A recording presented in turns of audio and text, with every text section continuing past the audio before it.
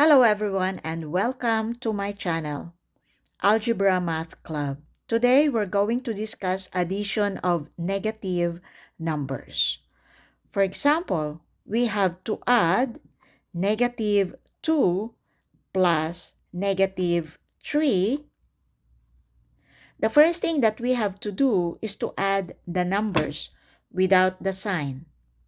2 plus 3 is 5 and the common sign is negative. They're both negative, therefore the answer is negative.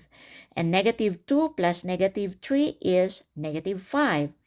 Another example is negative 3 plus negative 7.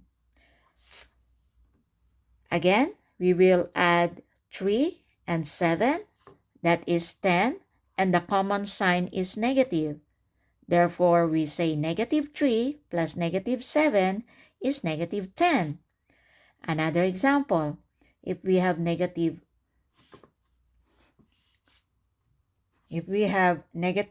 4 plus negative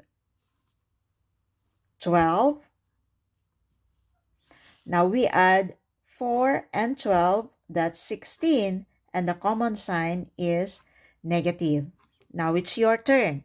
If we have negative 5 plus negative 8, what is your answer? If your answer is negative 13, you are right.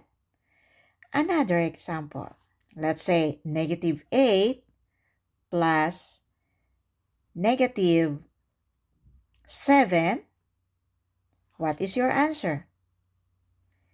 If your answer is negative 15, then you are right. Now, if you like this video, please click the like button and click subscribe. I will be making more videos like this. So if you subscribe to my channel, you will be notified when I make videos like this.